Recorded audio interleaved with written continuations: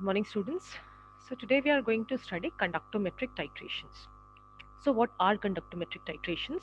Titrations which involve the end point which is determined by the conductivity measurement, यानी कि वो titrations जिसमें कि end point हम determine करते हैं किसी conductivity मेथड से, कंडक्टेंस मेजर करके, that is called as conductometric titration.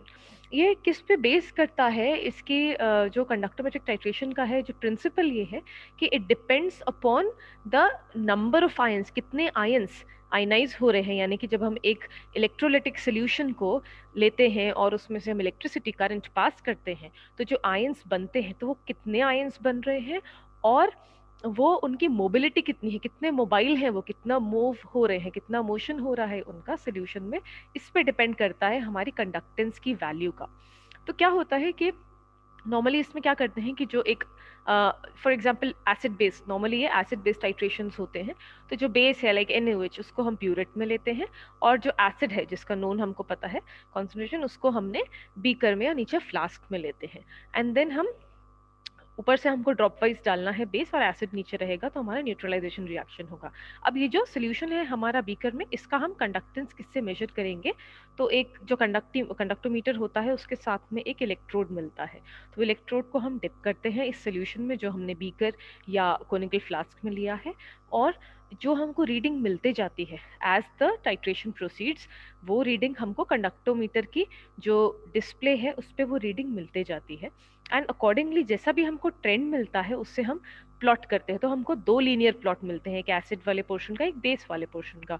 और इन दोनों ही लीनियर प्लॉट्स को जब हम एक्स्ट्रापोलेट करते हैं, इंटरसेक्ट करते हैं उन लाइंस को, तो इसके पॉइंट ऑफ इंटरसेक्शन का जो भी वैल्यू रहता है उसको हम नीचे एक एरो पुट करके ग्राफ में हम अलोंग द एक्स एक्सिस देखते हैं कि हमारा इक्विवेलेंट पॉइंट क्या है ना, what is the point of equivalence, ये हमको ऐसे पता चलता है. ठीक है, तो this is how conductivity measurements are done, this is how conductometric titrations are done. तो चार तरह का होता है ये कंडक्टोमेट्रिक टाइट्रेशन. फर्स्ट होता है strong acid versus strong base. दूसरा होता है strong acid versus weak base. तीसरा होता है week acid versus strong base. And fourth होता है week acid versus weak base. Okay, तो अब हम देखेंगे strong acid versus strong base. मतलब स्ट्रॉन्ग एसिड का अगर मैं आपको एग्जांपल पूछूं तो सबसे स्ट्रॉन्ग एसिड आप बोलोगे HCl वर्सेस स्ट्रॉन्ग बेस हम लेंगे तो हम लेंगे NaOH. ओके, अभी हम देखते हैं इसका कैसा ट्रेंड रहता है. देन हम लेंगे strong acid versus weak base. तो अगेन स्ट्रॉन्ग एसिड हमने ले लिया HCl वर्सेस हमने वीक बेस. वीक बेस हमने यहाँ पे ले लिया फॉर एग्जाम्पल NH4OH. देन हमने लिया वीक एसिड. तो वीक एसिड यानी कि acetic acid which is a weak acid CH3COOH versus strong base यानी कि NaOH. And the last one is weak acid versus weak base. तो वीक एसिड है acetic acid again, and weak base हो गया again हमारा NH4OH. तो अब हम देखते हैं इंडिविजुअली कैसे इनका रिएक्शन होता है ना, how do we do the titration, इसका टाइट्रेशन का ट्रेंड कैसा होता है. तो यहाँ पे सबसे पहले हम देखते हैं strong acid versus strong base का. यानी कि जब मैं HCl को जब मैं NaOH के साथ रिएक्ट कराऊंगी तो मुझे क्या मिलेगा? तो मुझे मिलेगा NaCl प्लस वाटर मिलेगा मुझे. ठीक है, तो ये रिएक्शन होगा. ठीक है, इसको मैं ऐसे भी लिख सकती हूँ H plus plus Cl minus plus Na plus plus OH minus gives NaCl plus H2O. तो अब हम देखते हैं कि जब हम इसमें रिएक्शन करते हैं तो हमको एक ऐसा ट्रेंड मिलता है. Let me draw the figure first, then I will explain. तो ये है मेरी वैल्यूज, ये है मेरा कंडक्टेंस,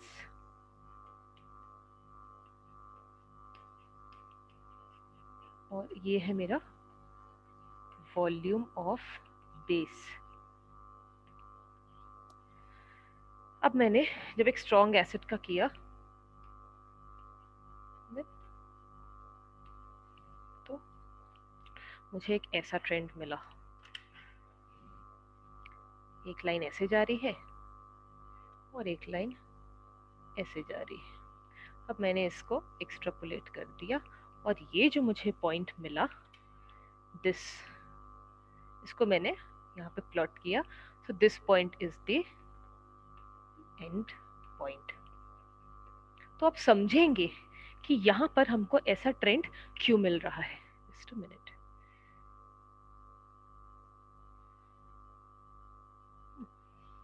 तो we will see why are we getting this kind of trend. तो देखो क्या हो रहा है इनिशियली, बिकॉज HCl, H जो है HCl में ये जो है ना, तो H प्लस और Cl माइनस, तो ये जो H प्लस है इट इज, एक तो ये छोटा आयन है तो इसकी मोबिलिटी भी ज्यादा है, और HCl इज हाईली आयनाइजेबल। ठीक है, दिस इज हाईली आयनाइजेबल, यानी कि जैसे ही मैं इसको सोल्यूशन में डालती हूँ और मैं करंट पास करती हूँ तो ये फटाफट से अपने आयंस में, इंडिविजुअल आयंस में H प्लस और Cl माइनस में ब्रेक डाउन हो जाता है। ठीक है, तो इसलिए मुझे जो H प्लस मिलता है वो क्या है, उसका कंडक्टेंस बहुत हाई है, क्योंकि एक तो वो छोटा आयन है और उसकी मोबिलिटी ज्यादा है। इसलिए जब मैं स्टार्ट करूंगी कर्व में तो जो मेरी इनिशियल रीडिंग रहेगी सोल्यूशन की, वो मेरे को कंडक्टेंस की वैल्यू उसके जो डिस्प्ले है उसमें बहुत हाई शो करेगा। ठीक है, अब ग्रेजुअली आप देख रहे हो कि ये ट्रेंड जो है ये डिक्रीज हो रहा है, यानी कि यहाँ पे आप देख रहे हो कि जैसे जैसे अब मैंने यहाँ पे ड्रॉप वाइज ऊपर से NaOH डालना स्टार्ट कर दिया। तो जब मैंने NaOH ऊपर से डालना स्टार्ट किया तो क्या हो रहा है कि जो H प्लस है उसको कौन न्यूट्रलाइज करे जा रहा है, OH माइनस न्यूट्रलाइज कर रहा है और पानी बन रहा है ना। तो क्योंकि जितना H प्लस था जो कि कंडक्टेंस दे रहा था, हाई वैल्यू दे रहा था, अब उसको न्यूट्रलाइज कर करके ये खत्म करते जा रहा है कौन, NaOH। तो इसलिए धीरे धीरे कंडक्टेंस घटता जाएगा। देन एक ऐसा पॉइंट आएगा जिसमें कि जितना भी H प्लस था सोल्यूशन में नीचे बीकर में, वो पूरा का पूरा न्यूट्रलाइज हो जाएगा बाय OH माइनस। तो ये पॉइंट जो है वहां पे एक मिनिमम मिलेगा आपको कंडक्टेंस की वैल्यू। तो अगर आपने स्टार्ट किया फॉर एग्जांपल 500 से, 500 आपको स्टार्टिंग में मिल रहा है कंडक्टेंस, तो विथ टाइम जैसे जैसे आप ग्रेजुअली ड्रॉप वाइज ऊपर से NaOH ब्यूरेट से डाल रहे हो तो धीरे धीरे आपको 500 से 400 हुआ, 400 से 300 हुआ, 300 से 200 रीडिंग आया, फिर 100 देन 50 तक रीडिंग गया। एंड देन एक पॉइंट आया कि जब 50 के बाद फिर सडनली राइज होने लगा कंडक्टेंस की वैल्यू। तो ये जो पॉइंट है जहां पे आपको मिनिमम मिला है कंडक्टेंस की value, that is the equivalence point और the end point of the reaction. ठीक है, अब जब मैं इससे आगे प्रोसीड कर रही हूँ तो मैंने ये देखा कि एक पॉइंट के बाद वापस बढ़ने लगा। तो ऐसा क्यों हुआ, क्योंकि पहले तो जितना H प्लस था वो तो न्यूट्रलाइज हो गया, तो यानी अब सोल्यूशन में H प्लस तो है नहीं। अब जो हो रहा है आगे जितना भी conductance, that is because reaction होने के बाद में क्या हो रहा है, जो OH माइनस आयन है, NaOH के जो OH माइनस आयन है वो उसको आगे प्रोसीड कर रहे हैं कंडक्टेंस को। और वी कैन ऑल्सो से कि जो H प्लस था उसका रिप्लेस कर दिया है स्लो मूविंग Na प्लस ने। तो Na प्लस बड़ा है तो इसलिए वो, क्योंकि बड़े साइज का है तो उसकी मोबिलिटी भी कम है, तो इसलिए हमको मिलेगा कंडक्टेंस, लेकिन कंपेयर टू HCl थोड़ा सा कम होगा। तो इस केस में इसलिए ऐसा होता है कि हमको एक V शेप का कर्व मिलता है in case of strong acid versus strong base. ठीक है, तो ये हमको नॉर्मली HCl वर्सेस NaOH के केस में इस तरह का हमको कर्व मिलता है। नेक्स्ट मैं इसको रब कर देती हूँ and then we will see the second option, that is strong acid versus strong base. तो यहाँ पे ये सेम रखती हूँ, बाकी हम कर्व को चेंज करेंगे। ओके, तो अब strong acid versus weak base देखते हैं कैसा मिलता है हमको। तो स्ट्रॉन्ग एसिड का जैसा कि ट्रेंड था सेम वैसा ही मिलेगा हमको। ठीक है, लेकिन हम ये देखते हैं कि वीक बेस के केस में it is almost like a constant, यानी ऐसा। तो मैंने इसको एक्सट्रापोलेट किया और मुझे ये जो पॉइंट मिला नीचे, this will be the equivalence point और द एंड पॉइंट।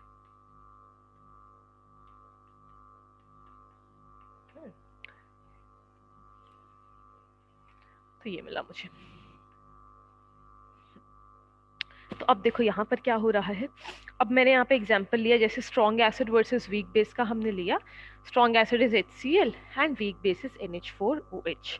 तो अब मैं क्या करूंगी इसमें, अगेन HCl का तो वही ट्रेंड मिलेगा जैसे अभी मुझे मिल रहा था, बट अब यहाँ पर क्या हो गया है, क्योंकि यहाँ पर जो बेस है विच इज NH4OH, इसका प्रॉब्लम क्या है, क्योंकि ये वीक बेस है, इसलिए ये क्या होता है ना, it is weekly ionised, it is weekly ionised, यानी कि जब इसको मैं सोल्यूशन में डालूंगी तो क्या होगा कि ये पूरी तरह से आयोनाइज नहीं होगा, पूरी तरह से टूटेगा नहीं अपने इंडिविजुअल आयंस में, ठीक है। तो ये प्रॉब्लम है कि जब हम NH4OH को यूज करते हैं इंस्टेड ऑफ NaOH, तो क्या होता है कि जो NH4OH बीइंग वीकली आयनाइज या फीबली आयनाइज, तो इसलिए एक तो पूरी तरह आयनाइज होता नहीं है, इसलिए कंडक्टेंस लो रहता है। दूसरी प्रॉब्लम क्या है कि अगर ये टूटता भी है NH4+ और OH- आयंस में, तो ये जो अमोनियम आयन है, क्योंकि ये बड़ा आयन है, तो इसलिए क्या है, इसकी मोबिलिटी कम है, ठीक है, और क्योंकि इसकी मोबिलिटी कम है इसलिए कंडक्टेंस भी इसका लो आता है। तो यही रीजन है कि जब हम स्ट्रॉन्ग एसिड यानी HCl versus weak base NH4OH करते हैं तो हमको इस तरह का एक कर्व मिलता है।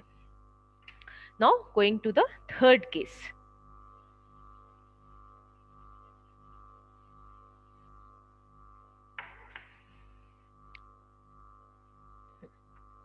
अब मैं देख रही हूं weak acid versus strong base का एग्जांपल। तो वीक एसिड जैसे हमने क्या लिया यहाँ पर, एसिटिक एसिड, तो ये देखने को मिलता है कि इसका ट्रेंड कुछ ऐसा रहता है, ठीक है। तो ये हो गया हमारा वीक एसिड का, और इसके बाद यहाँ पे स्ट्रॉन्ग बेस है वहां पे ऐसा, तो अगर ऐसा है और ये ऐसा है तो this will be the end point. तो अब यहाँ पर ऐसा क्यों मिला, तो देखो यहाँ पे अभी तक क्या हो रहा था कि जो एसिड थी उसका ऊपर से चालू हो रहा था कर्व, नीचे की तरफ जा रहा था, यहाँ पे उल्टा हो रहा है, नीचे से ऊपर की तरफ कर्व क्यों जा रहा है, ये एसिड का कर्व है और ये बेस का पार्ट है, ठीक है। तो ये रीजन क्या है इसका, कि क्योंकि यहाँ पे हमने वीक एसिड कौन सी ली है, एसिटिक एसिड ली है, तो acetic acid being a weak acid again it is also weekly ionised.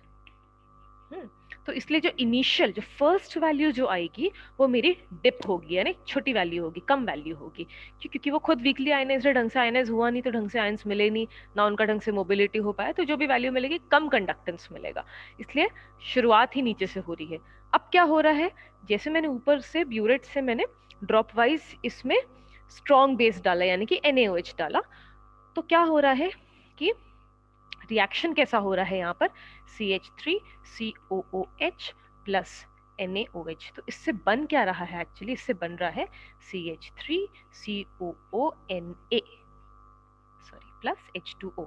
तो ये जो है ना, यहाँ पर क्या हो रहा है कि जो बन रहा है ये तो वीकली आयनाइज्ड है, लेकिन ये जो बन रहा है salt, sodium acetate, it is highly ionised salt है ना, ये अच्छा वाला सॉल्ट है, तो ये क्या करेगा, पूरी तरह से आयनाइज हो जाएगा सोल्यूशन में, यानी ये टूट के एसिटेट आयन और सोडियम आयन ये दो दे देगा, तो पूरी तरह आयनाइज हो जाएगा, तो आयंस भी ज्यादा हो गए सोल्यूशन में, तो नंबर ऑफ आयंस एक पैरामीटर होता है कंडक्टेंस का, और दूसरा कि उनकी मोबिलिटी, तो अच्छा खासा मोबाइल भी है वो, तो इसलिए क्या हो रहा है कि इस केस में यहाँ पर इसलिए मोबिलिटी बढ़ रही है, ठीक है। ऑफ कोर्स एस्टेट आयन थोड़ा स्लो है, बट सोडियम आयन तो है दैट इज ऑल्सो थोड़ा लार्ज है, but then it is also mobile, है ना।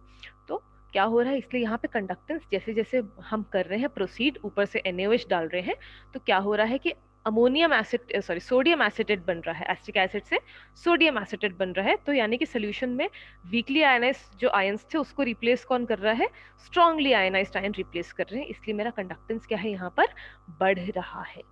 अब क्योंकि मैंने बेस यहाँ पे स्ट्रॉन्ग यूज किया है, तो जैसे मेरे फर्स्ट वाले मेरे ग्राफ में क्या था, NaOH आगे जाकर पीक है ना एकदम ऐसे राइज हो रहा था, तो वही रीजन है यहाँ पर भी। तो क्या होगा कि एक पॉइंट आएगा एंड पॉइंट या इक्वलेंस पॉइंट, जबकि जितना भी एसिटिक एसिड है उसको पूरा का पूरा NaOH ने न्यूट्रलाइज कर दिया, ठीक है। तो यहाँ पे न्यूट्रलाइजेशन हो गया, तो that will be the and point, यानी एक पॉइंट आपकी कंडक्टेंस की वैल्यू में ऐसा आएगा, फॉर एग्जांपल ग्रेजुअली राइज हो रहा है आपका कंडक्टेंस डिस्प्ले में 50, 55, 60, 70, 80, देन एक पॉइंट आएगा सडनली शूट कर जाएगा 100, 150, 200। तो जब आप इसको ग्राफ में प्लॉट करोगे तो आपको ऐसा दिखेगा कि शुरू में थोड़ा मतलब फ्लैट है and then sudden steep rise हो गया। तो स्टीप राइज क्यों हुआ? क्योंकि आफ्टर द एंड पॉइंट क्या हो रहा है, the further addition of NaOH is going to increase the conductance because of OH minus ion, जो कि हाईली मोबाइल है। यानी इस पॉइंट पे डोमिनेटिंग आयंस कौन सा है? OH minus ion. तो हमने पहले कहा था कि डिपेंड करता है कि कौन सा आयन है, किस तरह का आयन है ना, उनका कितना नंबर है और कितनी मोबिलिटी है, उस पर डिपेंड करता है कंडक्टेंस। तो यहाँ पे हाईली आयनाइज्ड जो आयन है OH minus which is got good mobility, वो यहाँ पे प्रिवेल कर रहा है, इसलिए यहाँ पे सडन राइज हो जाएगा यहाँ पर। ठीक है, ये थर्ड केस था हमारा weak acid and strong base का। ठीक है, तो ये हो गया हमारा third case, that is weak acid versus strong base. अब हम लास्ट वाले ऑप्शन पे आते हैं, that is weak acid versus weak base.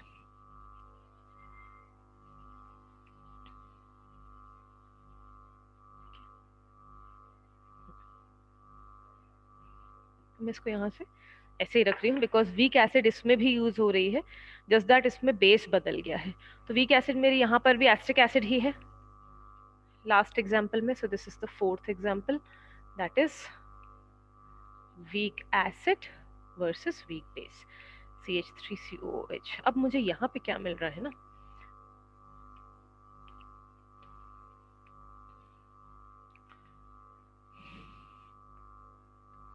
ये ठीक है। अब यहाँ पे मैंने वीक एसिड ये लिया था, तो मैंने वीक बेस यहाँ पर ले लिया again.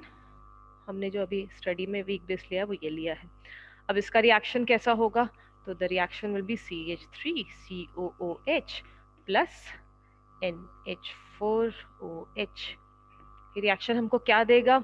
It will give us CH3COO NH4 plus H2O। Again ये जो आयन है acid which is weekly ionised, और ये जो हमको मिल रहा है सॉल्ट, जो आयन मिल रहा है, इट इज स्ट्रॉन्गली या हाईली आयनाइज्ड। तो अब देखो अब क्या होगा यहाँ पर।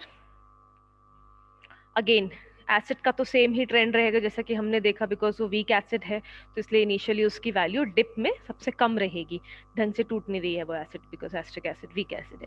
अब जैसे जैसे मैंने इसमें बेस डाला NH4OH, तो क्या हो रहा है यहाँ पर, एस्टिक एसिड जो है उसको रिप्लेस कौन कर रहा है? अमोनियम एसिटेट आयन जो है वो उसको रिप्लेस कर रहा है। अब ये जो रिप्लेस कर रहा है आयन, इसकी क्या प्रॉपर्टी है कि ये स्ट्रांगली आयनाइज्ड है, इट इज हाईली आयनाइज्ड। तो जो नहीं टूट रहा था एस्टिक एसिड, जिसके कारण लो कंडक्टेंस था, उसको रिप्लेस कौन से आयंस कर रहे हैं?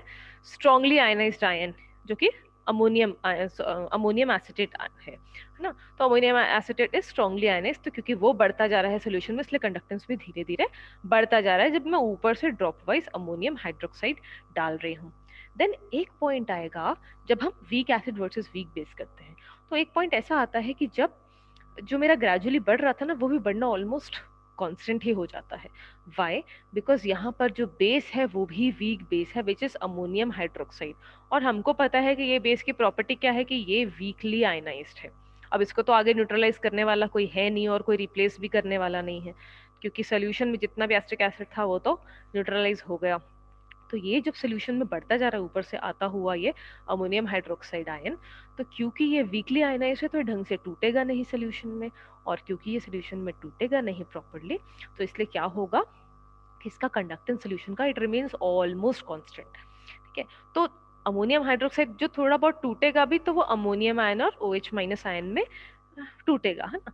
तो वट एवर इवन इफ थोड़ा बहुत भी टूटता है, तो जो थोड़ा बहुत कंडक्टेंस इंक्रीज होगा वो बहुत ही माइनर होगा। लाइक अगर मैं बोल रही हूँ यहाँ पे आके 50 हो गई है वैल्यू, तो इसके बाद अगर इंक्रीज हो तो मे बी 51, 51.25, 52, मतलब जब आप इसको ग्राफ में प्लॉट करोगे तो इट विल नॉट अपीयर कोई बहुत ड्रास्टिक चेंज नहीं लगेगा, it will almost appear a constant, आसपास वैल्यूज रहेंगी, है ना। तो इस केस में क्या होगा, बिकॉज हमने वीक एसिड लिया था और वीक बेस लिया, इसलिए हमको ट्रेंड इस तरह का मिलता है। तो यानी कि after the end point further addition of NH4OH does not increase the conductance. तो अगर आपको क्वेश्चन में आता है ये चार तरह के ग्राफ्स दिए हुए हैं एंड यू आर आस्क्ड कि आइडेंटिफाई ये ग्राफ जो है वो किस कैटेगरी का है, किस कॉम्बिनेशन का है, कौन से एसिड बेस रिएक्शन है, किस तरह का एसिड है और किस तरह का बेस है, स्ट्रॉन्ग एसिड स्ट्रॉन्ग बेस है, स्ट्रॉन्ग एसिड वीक बेस है, वीक एसिड स्ट्रॉन्ग बेस है और वीक एसिड वीक बेस है. तो you can easily identify using this concepts. Okay, so students, that's all for today's class. We will wind up. Thank you.